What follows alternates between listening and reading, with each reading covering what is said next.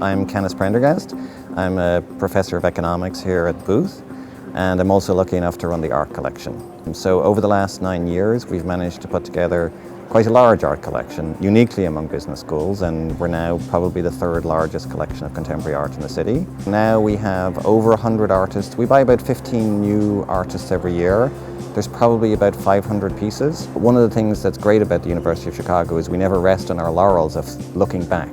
We always want to look forward. So I think what we're trying to do with the art collection is we always look forward. Okay, think about what's coming next rather than what we managed to do in the past. So this is a relatively new piece to the collection. It's by a young American artist called Darren Vader.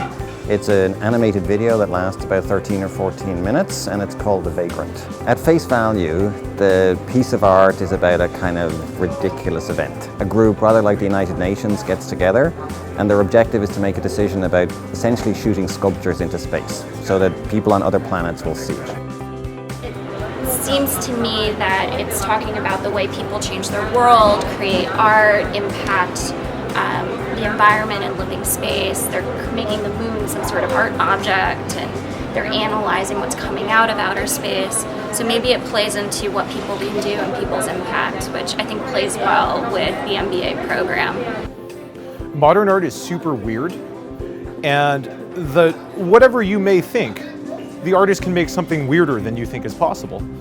So this piece is actually largely meant to be a very sarcastic piece about how governments currently operate. So it's really asking us to question, in some sense, the most basic things that we take for granted, the institutions we face and the decisions that we make. So in some sense it goes back to the same point we started out here with, which is we want you to be curious. And this is asking you to be curious about a whole different thing than we would normally think about here at the school.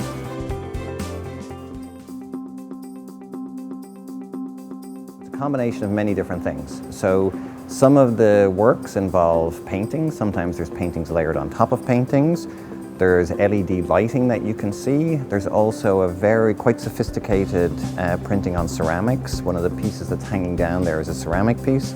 And you'll notice that the artwork basically spills over onto the top of the classrooms. It reminds me a little bit of street graffiti / the 80s. It reminds me of acid jeans. Actually really pay attention to the chain in the box. It reminds me sort of a ball and chain, which I think is funny because this is right outside our locker room. So it reminds me of getting dressed for my interviews and stressful moments at school. I think it's maybe worth noting that the artist probably intentionally wanted the installation to be hung. You know, it's to maybe cause the viewer to kind of look up and sort of walk around and observe it from a lot of different angles. So largely what he's trying to do is think about this world we live in, which is characterized by overload. We get so much information, it's hard for us to actually process information. So we could have hung it much higher up where it would not bother anybody. Essentially, he wanted that sense of overload to basically hit you in the face, and also for it to spill over into a place you don't expect it to go. So we see so many individual images, we can actually process the images, but we don't know what the hell they're about.